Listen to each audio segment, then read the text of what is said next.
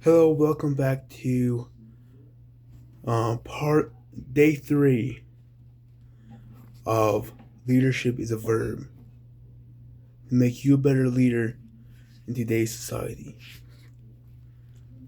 So on day 3, the day is you was who you was before you got here. The chapter is talking about you were already who you were before you got where you are today. You just couldn't listen. You couldn't acknowledge that what your heart was trying to tell you. You were listening to what your mind was trying to tell you. Okay, so in today reading, it talks about from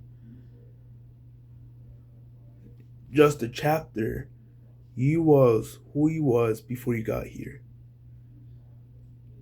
You were who you were before you got here.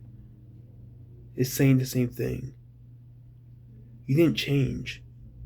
You already had it in you, but you are acting on it, finally. I remember when I heard Jay-Z rap, you can try to change, but that's just the top layer. It's like an onion. You try to change, but it's just the top layer. It's just the beginning of change. You have to go through a whole process to change from bad habits to good habits, and that comes with a mindset that can change your perspective on things. I needed to change. I didn't know how to. I kept strangling around trying to find what's missing, but was right in front of me. That was God. I needed God to guide me. I needed God to open my eyes and show me what I was missing. And right here, you was who you was before you got here. And paid it no attention because I was too busy rocking to the song. But as I was talking to my grandfather about leaving corporate America to pursue my dream of being a speaker, I sort of heard the line again. And my grandmother said, "You are who you are, son. And can't nobody stop you from dreaming." That's the truth right there. No one can stop you from dreaming. No one can stop you from acting on what you want. That's you. You have to act on what you want in life. You don't have to be a leader, but if you show the perspective, show the character, show the mindset, you can be anything. Believe in yourself because other people believe in you. You might not know it yet, but they believe in you. You just have to understand the mindset that's happening around you. And you need to act on it and be who you were meant to be. Because you are who you are before you even got where you are today. It was in you. It was in your heart of who you were. God made you who He wanted you to be. So stand up. Stop pretending it and start acting. Because life isn't forever. Life can end at any moment. So stop pretending and start acting and be who you were meant to be.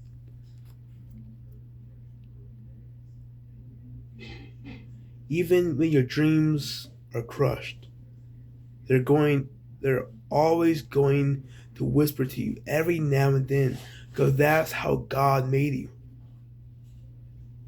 I immediately begin thinking about the power in the two phrases No matter the circumstances or challenges, we are who we are when we get here or when we get there.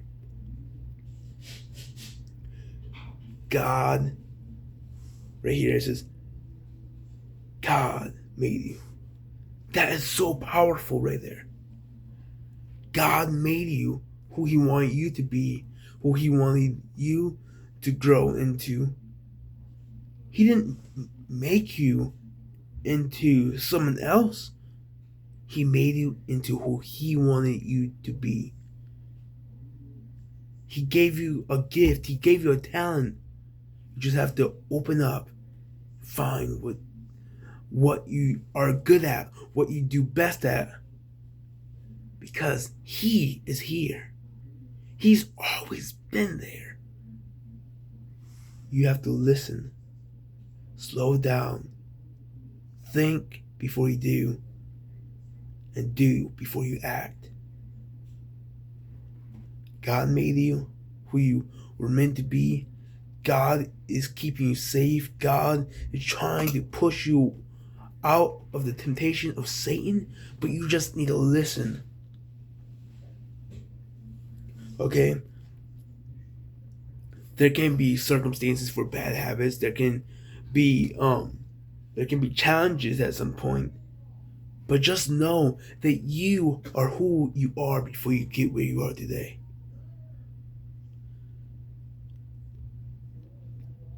Anything outside of our natural inclination is a superficial change. Now, before you get depressed because you weren't born with a silver spoon, dashing good looks, and athletic ability, I want you to dig deeper. I want you to search out. Right, you might have not been born with a silver spoon, or good looks, or the ability to run faster than someone or be better than someone, but you are who you are because God made you who you are today. And everyone is unique in their own way because everyone was created by God, and everyone is a child of God. It can be hard sometimes. It can be even challenging sometimes. But if you open up your heart to know God, and what I said, you might not have been born into privilege, or you might have not been born into good looks or the ability to be good at everything, or be smart, or be super intelligent. But you know what? That doesn't matter. Looks, money, how fast you are, how smart you are, that doesn't matter. You know what does matter? What does matter? That is God. God matters. God loves you so much that He gave His only begotten Son for you and billions more. Because He loves you. And that should matter the most. Not money, not fame, not ability to run or be smarter than other people, but to know that God will always love you. No matter what happens, God is by your side. Okay? For the purpose of this book, let's end the debate about what you are or are not born with. Right? I just told you some of the things that went through my life. And being awesome, being popular, being famous doesn't matter. But being a Christian, walking in faith, opening the book, God's book of truth, that does matter, my friend. It should matter to you too. Wherever you are, if you're on the other side of the country, if you are on the other side of the state, or a different region or a foreign country. Just know that God will get you through it because He loves you. He died for you. And He's coming back for you someday. It can be tomorrow. It can be tonight. But God is coming for you. Right here is this: we are all born with the destiny of personal greatness.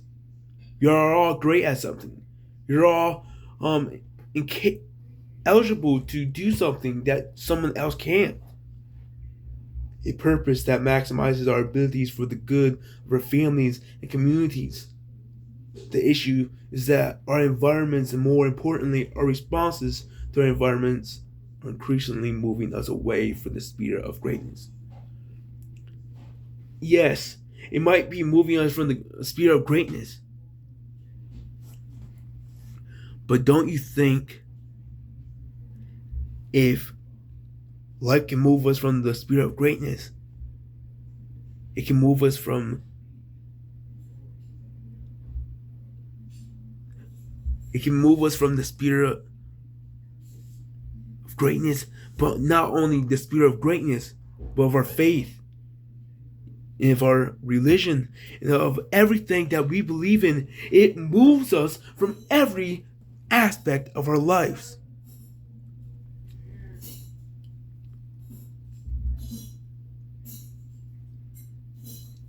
More importantly, our responses to our environments are increasingly moving us away from the spirit of greatness that God spoke into our lives to one focus on success. This means we need to be mindful of our environment, how we react to our environment. How we act towards our environment is how we act in our church, in our house, or in our family. But that doesn't matter. It says it can move us away from the spirit of greatness, and it also can move us away from God. Are you most certain that you want to wipe God away and do everything on your own? I don't think so.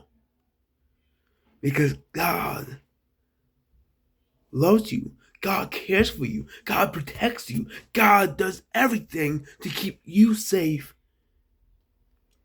Are you willing to push God away for worldly things? I don't think so.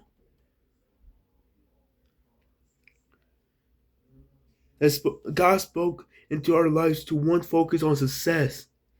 This means we need to be mindful of our environment and how we react to our environment. And as a leader, you will quickly find out that there are some situations that are just out of control. Yes, there might be situations out of our control. But just let me tell you this: they're not out of God's control. God can take care of them for you. If there's something burdening on your heart today, call upon God. Tell Him you need Him. I need you, Lord. Because God loves you, and He's there to take the burdens away for good. For example, you might not be able to control your roommate, the people on your planning committee, or your overbearing advisor. But none of those things are excuses to not be great. To not be great at what you are already great at. If you open up your heart for the good of everything, I can absolutely be certain that you will be better and good. But not just good, but great at what you can do with God by your side.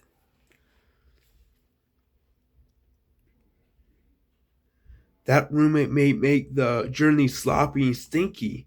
The folks on your committee might make it harder than what it needs to be. And that advisor may test your patience to the very last nerve. But none of them should stop you. None of them should stop you from being great and being amazing at what you can do and what you cannot do. I'm very certain that today is the day that you can open up to family.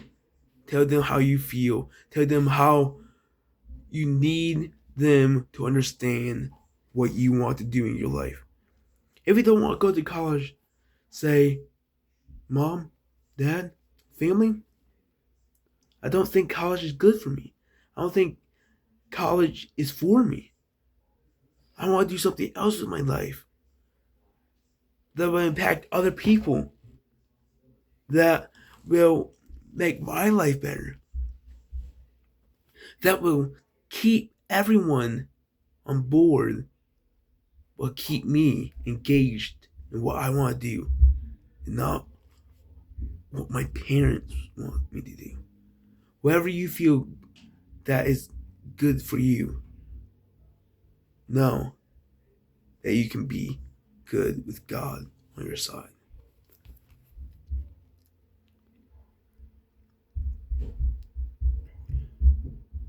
Because in those moments, you have to focus on the one thing you can always manage, and that is your response. Your response makes the biggest difference of all. Because if you don't speak up, everyone's going to presume that you want to do that.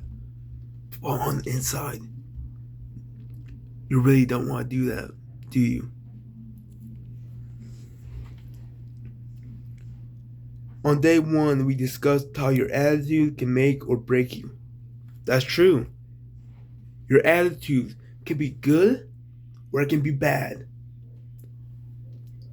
On the good side, your attitude can be up forward, strong. But on the low end, it can be bad, angry all the time, aggressive, out of control. But let me tell you this, and this is something you need to listen to. If you don't believe in God and you're having a bad day, your day is going to be badder. It's going to be out of your control. But if you do believe in God and you do have your trust in Him and you do put everything on Him, your day is going to be better and it's going to be greater because God is on your side. Okay?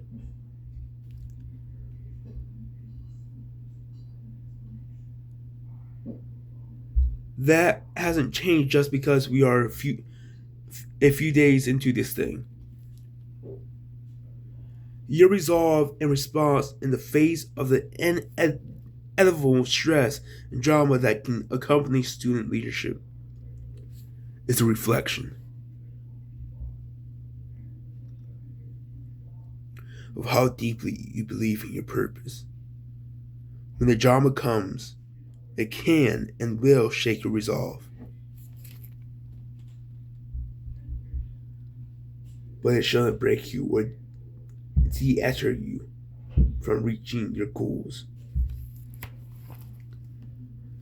If you follow into this book, Leadership is a Verb, this alone won't change your life. But changing it for yourself will. The book can help you, but it can't help you if you can't follow along with this. If you can't follow along with that, how are you going to follow along with God? If you can't get your act up, you can't get your leadership up, now how are you going to change your life and how you are a leader? How you can step up and be a leader? How you can stand up and show people that you are more than what you are today?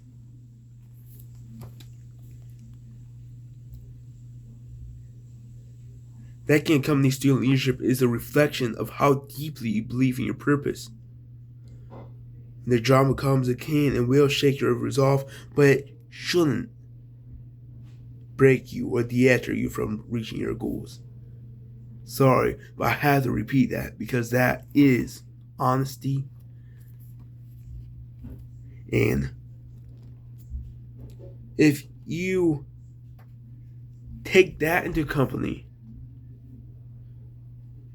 if it breaks you down, it's not supposed to break you down. It's supposed to lift you up and let you follow your goals and what you want out of life. When your environment gets challenging, it's a good idea to change the scenery, even if it's just temporary. Take an hour to regroup in the library, grab a bite to eat with some friends, or do an activity that allows you to focus. Anything that changes the scenery, resets your mind, is the beginning of change. Because you are willing to take a step away from the problem at hand. If you are having a hard time figuring out this problem,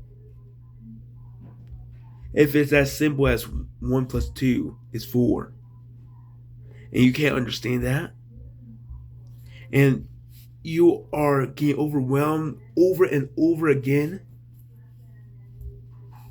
and can't figure it out, but it's right in front of you, take a step back, leave everything there, walk away, take a deep breath, go and refresh your mind, come back an hour later, and think of what was missing all along.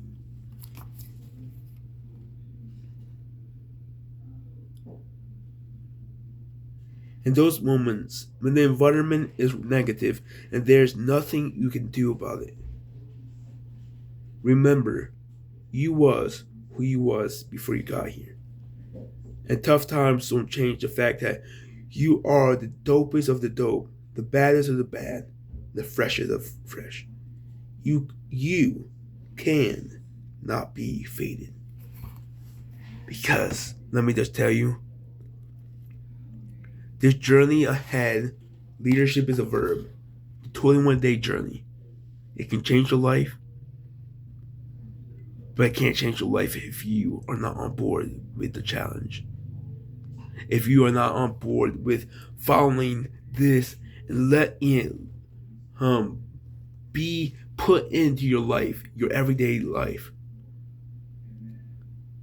Let this be a sign that you need this, that you need a refresh, that you need to take a few steps back, get out the room, get out the office setting, say, I'm going to go get a coffee, or I'm going to get a bite of to eat.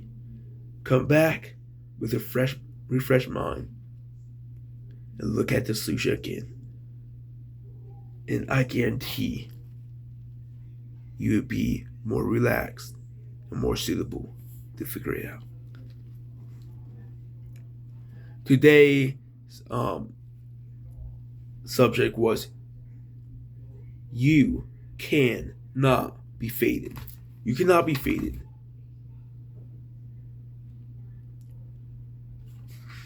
But you can. You can't be discouraged. You can't be broken down, but you cannot be faded.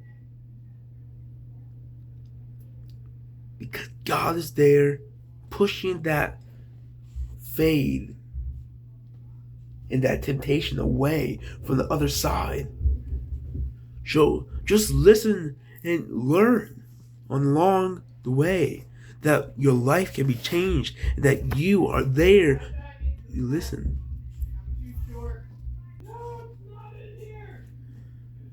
Are you listening to the echo of greatness? God whispered into your spirit. Depending on our situation, some of us may have to listen harder than others, but it's there. There's a voice in your spirit to achieve, motivate, inspire, and dream. Listen to that voice. It is essential in your development as a person and teaches you how to lead by the experiences you gain following your dreams. Before we were conceived, God spoke greatness and purpose into our lives. The things that have and will happen in our lives have shaped us for the message of greatness God spoke into our existence. Today, listen to the echoes of the words God spoke. Not what Chris Collins spoke, but what God spoke, because that can change your life today and every single day after that.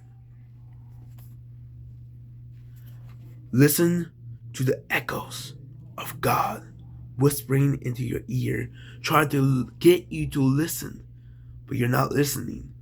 You're pushing him away. Stop for a moment. Stop trying to push him away and finally listen to what God has to say, what God has to teach. I was in 7th grade and I wrote this. The question was, how do you plan to escape or get away when your environment is negative? And I said, stay indoors, don't get involved. That's true. Don't get involved in something that you don't want to get involved in. And then the second question, how will your campus look if it were perfect? How can your organization help move the campus towards that vision? And I said, by working hard to bring it there. Yes, you can work hard, but if you work harder, you can bring something there.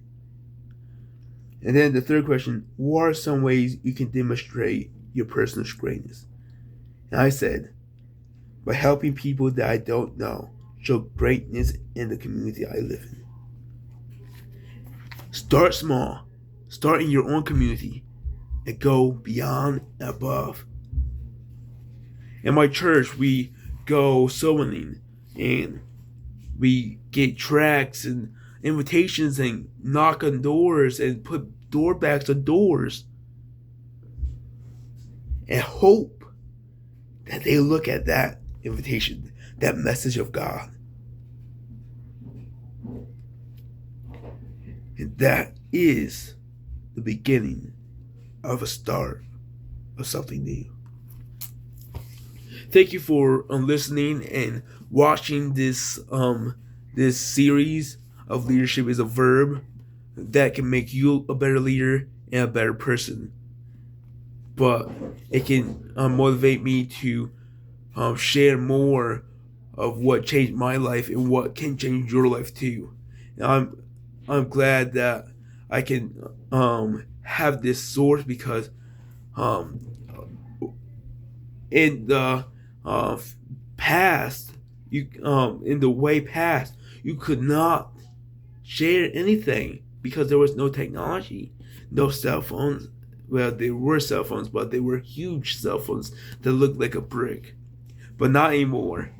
And the new generation has new technology, and I'm glad to share what changed my life and can change your life.